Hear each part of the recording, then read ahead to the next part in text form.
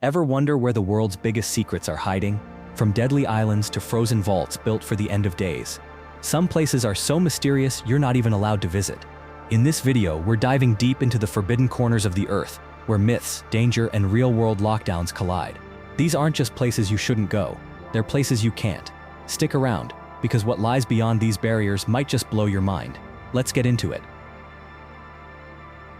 Vatican's secret archives. Truth under lock and key. Beneath the gilded splendor and divine hush of Vatican City lies a place that few even know exists, and fewer still have ever entered. It's not a catacomb or a treasury of relics, it's the Vatican Apostolic Archive, a name far less dramatic than its former title, the Vatican Secret Archives. Buried beneath centuries of dust and doctrine, this archive is arguably the most inaccessible library on the planet. We're not talking about a room. This is a vast labyrinth of 53 miles of shelving, some documents stretching back over 1,000 years, all locked tight behind bronze doors and under constant surveillance. You cannot Google what's inside. You cannot ask for a tour. And if you're thinking you might stroll in with a research proposal and a friendly smile, think again. Access is granted only to a handful of carefully vetted scholars, and even then, they are only allowed to request documents that are more than 75 years old, and only the specific ones they name. The key word is control. Total control. What kind of secrets live in a place like that? Consider this.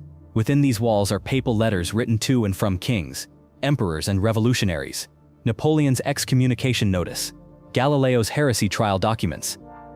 These aren't just papers. They are relics of decisions and moments that changed the course of human history, and they are not yours to read. Some claim that what we do know is just the tip of the iceberg. Whispers suggest that buried deeper still are the truly controversial texts, documents that, if revealed, could shake the very foundations of the church. Unpublished gospels, perhaps, evidence of cover-ups, lost prophecies. There's speculation, always speculation, that hidden somewhere in the vaults are writings about Jesus that contradict the official story, or ancient pagan rituals the church absorbed and buried. But of course, these are just rumors. Or are they? Security here is next level. The archives have been digitalizing their collection for years, but those files are locked tighter than the originals. Passwords, biometric scans, surveillance cameras, guards trained to spot even the hint of unauthorized curiosity. It's like a Dan Brown novel built into the real world. Even the shelving units are built to be fireproof and tamper-proof. You're not just being kept out, you're being erased from the possibility of ever being near. What's fascinating is how the church has rebranded the name. In 2020, Pope Francis authorized the change from secret archives to apostolic archives, claiming it was merely to remove the negative connotation of the word secret. A move in the spirit of transparency, perhaps. But let's be honest, calling them apostolic doesn't make them any more accessible. It's like changing the name of a fortress from Fort No Entry to Sanctum Closed. You're still not getting past the gate. And that gate, that real physical one, isn't some dusty medieval door. It's a full-on checkpoint. Visitors pass through a Swiss Guard-controlled entrance, then are escorted to a reading room, where materials are brought to them under close watch. There is no browsing. There is no wandering. You are not allowed to see anything that hasn't been specifically approved. And if you happen to stumble upon something that reveals a little too much, well, the record shows that more than a few scholars have suddenly had their access revoked. To give you a sense of the mystique, consider the Codex Vaticanus. It's one of the oldest copies of the Bible, dating back to the 4th century. It lives here within the archives, and for centuries, even its existence was denied. When it was finally acknowledged, it was heavily restricted. Today, portions have been published, but scholars still debate whether the entirety of the Codex has ever been seen or reviewed in full by outsiders.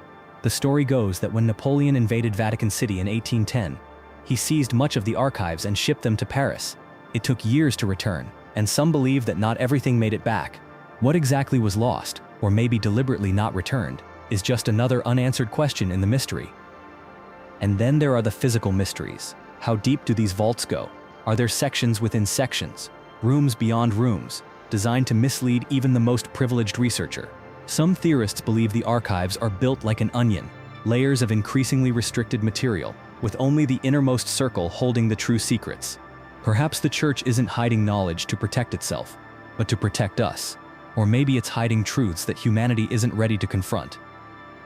You might think this sounds dramatic, but imagine what it means if the Vatican holds documents that contradict established religious doctrine records of alternate gospels, of historical councils, where decisions were made not for truth, but for power. If such documents existed, they would be dangerous, not just religiously, but politically, a challenge to the continuity of one of the oldest institutions on Earth. Some stories claim that Hitler sought access to the archives during World War II, hoping to find ancient artifacts or forbidden knowledge. Others say that during the Inquisition, documents were sealed away forever. Testimonies, methods, accounts of executions, all quietly entombed in the shelves. There are even conspiracy theories about time machines, alien correspondence, and portals to other dimensions. But let's not get carried away. Still, when you lock away knowledge, people fill in the gaps with imagination. What's certain is that the Vatican's secret archives aren't just a repository of old books. They are a fortress of information controlled, filtered, and sealed. Every civilization has its vaults, but few are as old, as powerful, or as impenetrable as this. And the most chilling part? You'll never know what's in there unless they want you to. The truth, whatever it may be, sleeps under key, buried in Latin, in the deepest, quietest corner of one of the most powerful religious empires the world has ever known. North Sentinel Island, the island that won't let you in. Out in the Indian Ocean, surrounded by the warm turquoise waters of the Bay of Bengal, lies a speck of land that could be a postcard from paradise. Palm trees sway in the breeze. White sands ring the island in a perfect halo. Birds sing undisturbed, and the jungle hums with life. But this place is not for you. You are not welcome here. Not now, not ever. This is North Sentinel Island, and its people have made one thing unmistakably clear for thousands of years: stay away. North Sentinel is part of the Andaman Islands, governed by India, but don't let the jurisdiction fool you. The Sentinelese, the island's indigenous people, have rejected all contact with the outside world, and not in a diplomatic "we respectfully decline" kind of way. More like "we will kill you if you set foot here." It's not a threat, it's a promise. One that has been carried out again and again. This island is one of the last places on Earth where a Stone Age culture remains untouched. Not just untouched, fiercely defended. The Sentinelese have had no known assimilation into modern society. They hunt, fish, gather, and live as their ancestors did, perhaps for tens of thousands of years. No roads, no electricity, no books, no wheels, no Wi-Fi. They are completely self-sufficient, and they intend to stay that way. Think about that. While you're reading this on a screen, they are hunting with spears, sleeping under the stars, and guarding their shores like sentinels from another age. Most of what we know about the Sentinel species comes not from interaction, but from failed attempts at it. The first recorded contact dates back to the 19th century, when a British naval officer kidnapped several islanders, 2 elderly people and 4 children, in a misguided attempt at cultural exchange. The adults died quickly, likely from exposure to foreign diseases. The children were returned with gifts, but the damage had been done. The message sent? Outsiders bring death. In modern times, the Indian government made repeated efforts to reach out, dropping off food, coconuts, and even plastic toys by boat and helicopter. The Sentinelese responded with arrows and stones. One helicopter famously turned tail after a tribesman shot an arrow that struck its rotor blade. They weren't aiming to impress, they were aiming to send a message, and they did. After multiple failed contacts, the Indian government finally got the message too. In 2005, following the violent deaths of 2 fishermen who drifted too close to the island, the government enacted a strict exclusion zone. No one is allowed within 5 nautical miles of North Sentinel. Not tourists, not journalists, not even researchers. Coast Guard patrols ensure compliance. Drones and satellites may watch from above, but no one sets foot on that island. Not anymore. And yet, curiosity always tempts fate. In 2018, an American missionary named John Allen Chow attempted to reach the island illegally, hoping to convert the Sentinelese to Christianity. He paid local fishermen to take him close, then paddled the rest of the way in a kayak. He never came back. The fishermen saw his body dragged across the sand and buried. His death ignited a firestorm of debate about colonialism, cultural preservation, and the limits of faith. But for the Sentinels, it was just another defense of their sovereign land. This raises the question, who really owns North Sentinel Island? Technically, it's part of India, but the Indian government treats it more like an autonomous zone, a living archaeological treasure that must be preserved by leaving it completely alone. They've officially declared that no attempt will be made to recover Chow's body or pursue criminal charges against his killers. Because this isn't about crime, it's about survival.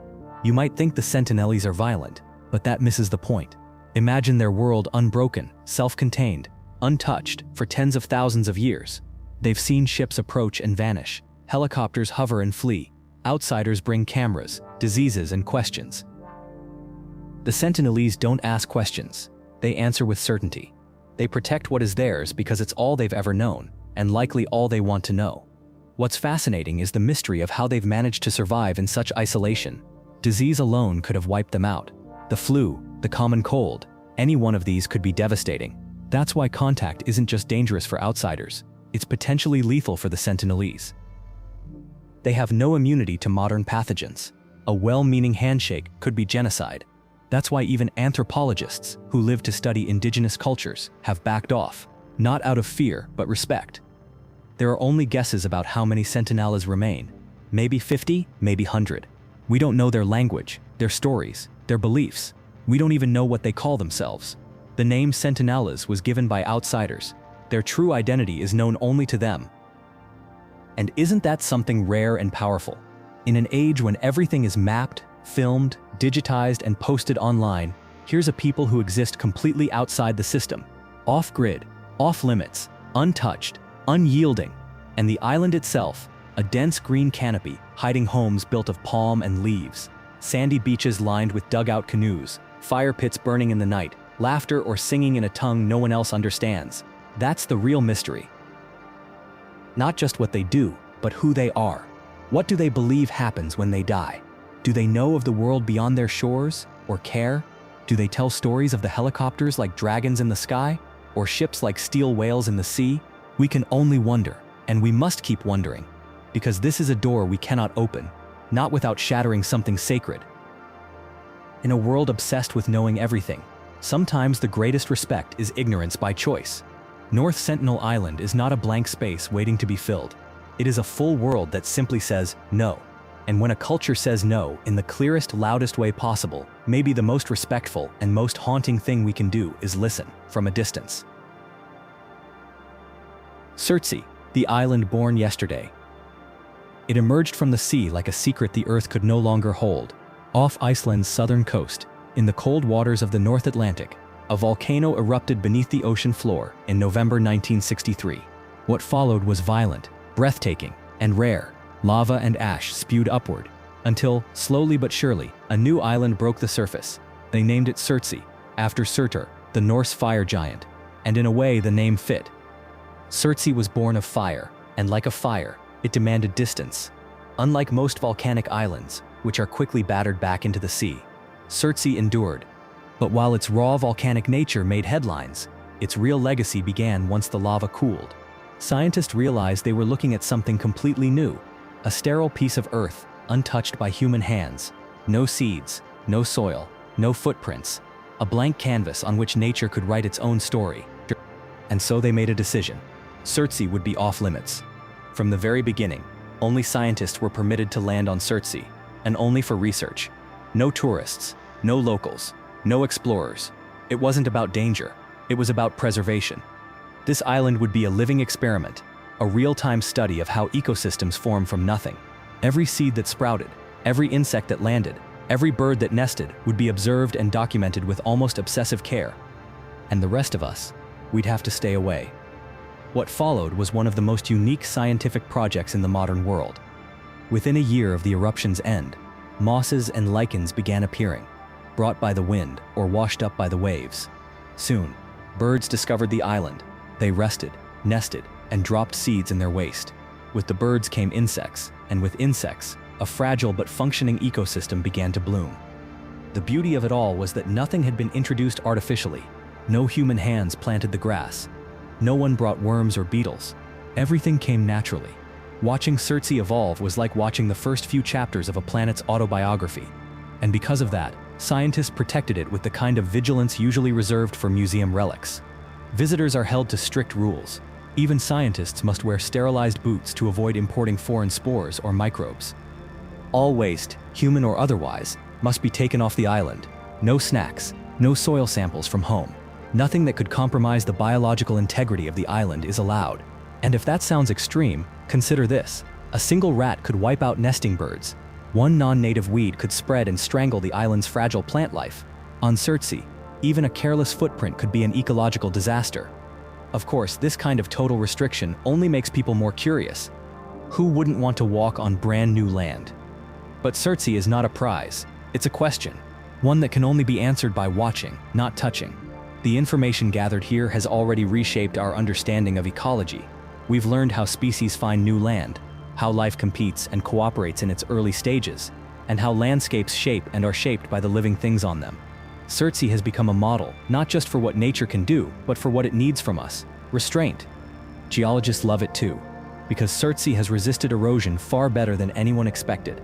Its rocky core, shielded by hardened lava, has helped it stay above sea level for over half a century. And in doing so, it's given scientists a look at how land masses form on Earth, and maybe even on other worlds. Think of Surtsey as a natural laboratory for future planetary exploration. If Mars, or one of Jupiter's moons, ever shows signs of volcanism, what happens next might look a lot like this island. But let's not forget, Surtsey isn't static. It changes every year. Erosion continues to bite away at its edges. Plants creep further inland. Bird colonies rise and fall. It's alive, in a slow and secretive way, and we're lucky enough to watch from a distance. Still, there have been close calls. In 2009, a group of unauthorized visitors landed on the island and left behind trash, plastic, cigarette butts, and footprints. It was a violation of the island's delicate balance, and a stark reminder of how quickly one careless act can damage something rare. Icelandic authorities acted fast, reasserting strict protections and reaffirming Surtsey's status as one of the most restricted places on Earth. But this place isn't about closing people out for the sake of exclusivity. It's about what can be learned when we don't interfere. That idea of choosing not to touch, not to change, is increasingly rare. In most parts of the world, untouched nature is a thing of the past. Everywhere we go, we leave a trail, a footprint, a fence, a phone signal. But Surtsey? Surtsey is the pause, the breath, the refusal. And it's not just about what's on the surface. Below the ground, lava tubes stretch like veins beneath the island. Scientists have even used remote instruments to study the heat that still simmers below, decades after the last eruption. The Earth is still settling here, still cooling, still becoming. It's a reminder that this place is new, not just geologically, but existentially. Surtsey is young, and we are learning to grow with it. And what does it look like, you might wonder? From a boat, it seems almost plain. Just a low, windswept island with dark cliffs and green tufts here and there. But look closer and you'll spot gulls wheeling above, puffins tucked into nests, hardy grasses stretching toward the sun. It's not a paradise, not in the tourist brochure sense, but it is something rarer. A place where life is learning to live, all on its own. That's why you can't go. That's why no one can. Because the magic of Surtsey isn't in standing on its shores. It's in knowing that something out there is happening without us. Quietly, persistently, beautifully. It's a kind of mystery we don't solve. We just protect it and watch from afar. Mezhgorye, Russia's hidden town. Tucked away in the dense forests of the southern Ural Mountains, there's a place the average Russian can't visit, let alone a foreigner. A town not marked on tourist maps, shrouded in secrecy, fenced off, guarded, and utterly isolated. It's called Mezhgorye, and if the rumors are true, it might just be one of the most mysterious towns on Earth, a ghost town with 17,000 residents, a military zone disguised as a settlement, a place where no one asks questions and no one outside gets answers. Officially, Mezhgorye exists. It's a closed town in the Republic of Bashkortostan, Russia. You can find it on select Russian documents, but even those barely mention what actually happens there. Because Mezhgorye isn't just secretive, it's strategic. It sits in the shadow of Mount Yamantau, a name that should send chills down your spine if you're into Cold War mysteries. This entire area is locked down by the Russian government, and speculation has swirled around it for decades. What makes Mezhgorye so special? It's not the architecture or the people, it's what it's hiding.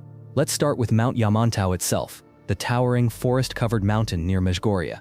Its name literally means evil mountain in the local Bashkir language. That alone sets the tone.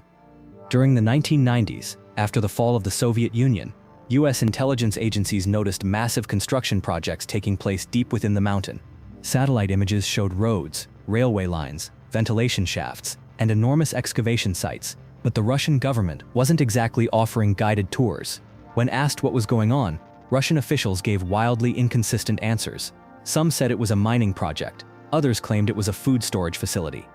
Then it was a nuclear bunker. Then it was an archive for Russian treasures. Some said it was a fallout shelter for the Russian elite, capable of housing 30,000 people in the event of nuclear war. One place, infinite denials, and every answer somehow made things even more suspicious. Here's what makes it even more unsettling. Mezhgorye was built, not near the mountain, but because of the mountain. The town houses the people who work on or guard Mount Yamantau, military personnel, scientists, engineers, possibly their families. It's a functioning town, just one where no one gets in unless they're on a list approved by the highest levels of government. There are 2 checkpoints before you even reach the town, one controlled by the military, the other by the FSB, the successor to the KGB. That's not your typical tourist welcome center. If you think this sounds like something out of a dystopian novel, you're not wrong. Mezhgorye represents the modern evolution of Cold War secrecy. During the Soviet era, there were dozens of these closed cities, entire towns hidden from the public, often involved in weapons manufacturing, nuclear research, or military experiments. On paper, they didn't even exist. Residents couldn't leave without permission, and outsiders couldn't enter. Mezhgorye is one of the few that still operates this way today. And that tells you something.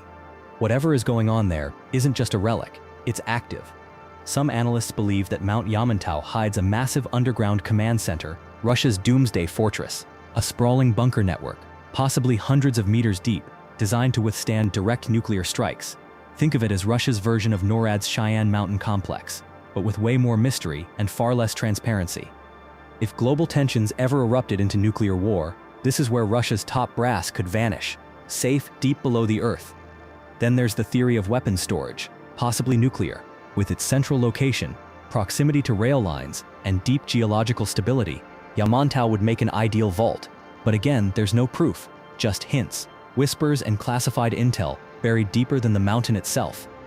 The people who live in Mezhgorye rarely speak to outsiders, and when they do, they don't say much. Those who have left the town describe it as oddly normal on the surface. Grocery stores, schools, playgrounds, but all under the watchful eye of guards, cameras, and a silence that feels enforced.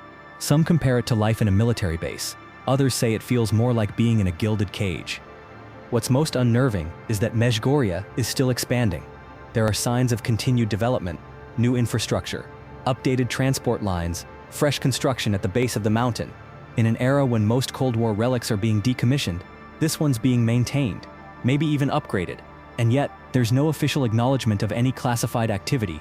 That silence is exactly what keeps the legend alive. Could it be a secret archive for priceless artifacts? A clone of America's Fort Knox packed with Russia's crown jewels? A deep earth lab experimenting on new weapons, viruses, or artificial intelligence? Or is it simply what Russia says it is, a food storage facility? It's almost funny how often that explanation gets recycled when governments are trying to hide something enormous. Here's what we do know, Ron. The town was sealed in 1979, right around the time the mountain project began. Satellite imagery from the 19s showed unprecedented excavation activity at Mount Yamantau. Mezhgorye remains a closed administrative territorial formation, a status given only to towns of strategic importance.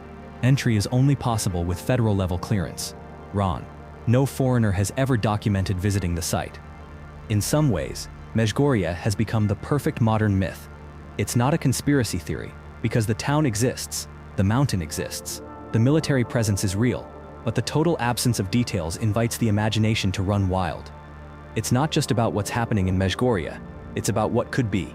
In a world of 24/7 media and constant surveillance, there's something deeply unsettling about a place where the truth is so effectively hidden. No leaks, no whistleblowers, no satellite photos revealing a smoking gun, just trees, concrete, and silence. A mystery town, a mountain of secrets, and a country with every reason to keep both hidden. You won't find it on your next vacation. You won't see it trending online. But if things ever go catastrophically wrong, Mezhgorye might be the place where certain people vanish, safe, protected, and locked behind the ultimate curtain. A place built to outlive the world. Room 39, North Korea's Vault of Secrets. Behind locked doors in one of the most secretive regimes on Earth lies a mystery so tightly guarded, most of the world only knows it by rumor. No tourist can visit it. No satellite can clearly capture it. It doesn't show up on any map. But if you believe what defectors and intelligence agencies claim, Room 39 isn't just a place, it's the shadow engine keeping North Korea's regime alive. Room 39, sometimes called Bureau 39, Division 39, or the Central Committee Bureau 39, is believed to be the epicenter of North Korea's dark economy. Not a vault of gold, but a hidden financial core buried deep within the labyrinth of Pyongyang's government buildings. And while the exact location of Room 39 may have shifted over the decades, its purpose remains terrifyingly focused: to generate foreign currency through whatever means necessary, legal or otherwise, to prop up the Kim regime. Most of the world runs on transparency, or at least the illusion of it. Nations print budgets, ministries publish data, reporters ask questions. But in North Korea, silence is policy, and Room 39 is the quietest place of all. We don't know who runs it. We don't know how many people work inside. We don't even know if there really is a room numbered 39 anymore. But what we do know, through the accounts of defectors, foreign investigators, and the occasional diplomatic leak, is that this shadowy organization plays a central role in keeping one of the most repressive governments in history afloat. So what does Room 39 actually do? The short answer: everything you're not supposed to. From counterfeiting US dollars, to drug trafficking, illegal arms deals, and insurance fraud, Room 39 has been linked to a dizzying portfolio of operations. It reportedly runs global front companies, some with real employees who have no idea what they're part of, masking illicit transactions behind the appearance of normal business. You could be eating seafood from a Room 39 connected firm, or unknowingly using products tied to their network, especially if you're in East Asia. The counterfeit operations are almost legendary. For years, North Korea allegedly produced near-perfect $100 bills, nicknamed supernotes, that were so convincing they fooled banks. Printing presses smuggled in from abroad, paper that mimicked US currency down to the fiber, ink that was nearly indistinguishable under UV light. These weren't amateurs. They were craftsmen of deception, backed by a state with no moral leash. And then there's methamphetamine. Yes, meth.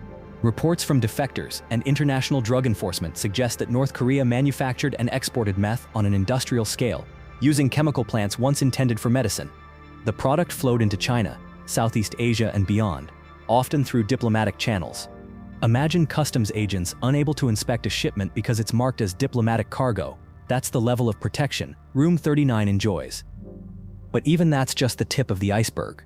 Room 39 is said to control over 100 companies worldwide. Some real, some fake, all connected. Shell corporations with vague names, registered in countries with weak oversight. Import-export companies used to smuggle gold, rare earth elements, and even counterfeit cigarettes. It allegedly earns hundreds of millions of dollars a year, maybe more. All of it funneled back into the regime's coffers.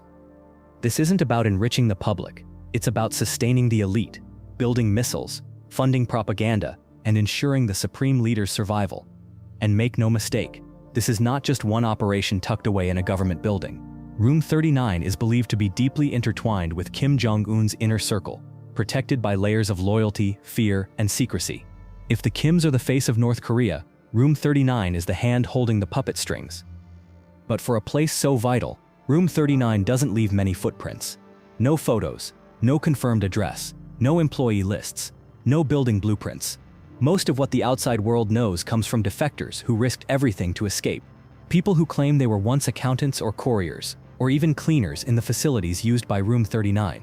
Their stories line up just enough to give us a chilling outline, but never the full picture. So how do they hide all this? Part of the answer lies in diplomatic immunity. North Korea's embassies and consulates abroad have long been accused of acting as logistical outposts for Room 39's global reach. Couriers disguised as officials, freight moved under diplomatic cover, offices converted into money laundering hubs. In countries where North Korea maintains even the slimmest diplomatic presence, there's potential for Room 39's invisible hand. And here's the most unsettling part. Even if you shut down one operation, another pops up. The moment a shell company is exposed, two more take its place. They adapt, they vanish, they evolve. Sanctions, name and shame campaigns, trade restrictions, none of them seem to kill Room 39. It morphs and survives like a financial virus. You can't visit it, you'll never see it, you'll never find a tour guide in Pyongyang pointing you to this way for the secret slush fund. In fact, if you even ask, you might disappear. This is a place protected not just by walls, but by terror. Everyone inside knows that secrecy is survival, and failure is fatal. Why Room 39? That's still debated. The name likely comes from the original location of the office inside the Workers' Party building. Perhaps it was once housed in the 39th office, or maybe it's just a number given to obscure its true function. Whatever the reason, it stuck, and now Room 39 has become shorthand for something much bigger. The silent, untouchable core of a regime built on fear, power, and control. But why should the rest of us care? Because Room 39's operations don't stay locked inside North Korea. They ripple outward, into your economy, into international cyber attacks, into networks of illicit trade and global corruption. Some reports suggest links between Room 39 and Lazarus Group, the North Korean cyber hacking unit behind some of the world's biggest digital heists. That $81 million cyber theft from Bangladesh's central bank, possibly connected. Major ransomware attacks? Room 39 may have benefited, and all that money goes right back into missiles, surveillance, and repression.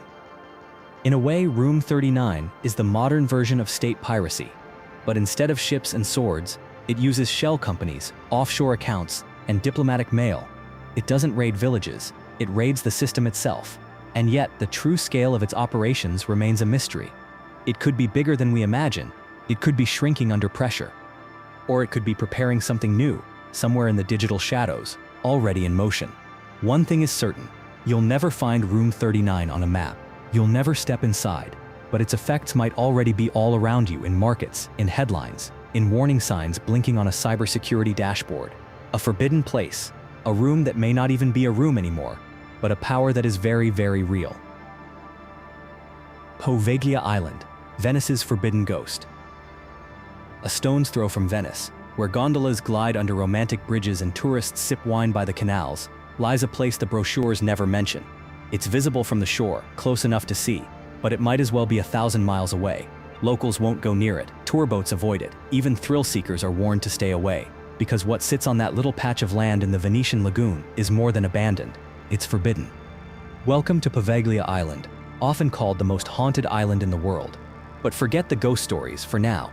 The truth of Poveglia is darker than any legend, and the reason no one's allowed to visit isn't just superstition, it's history. Bloody, rotting, suffocating history. From above, Poveglia looks like any other forgotten island. Crumbled buildings, overgrown trees, and a decaying bell tower that stands like a warning finger pointing to the sky. But step into its past, and you find centuries of death, disease, madness, and cruelty. It's not just haunted by spirits, it's haunted by what people did there, under the guise of care and control. Let's rewind.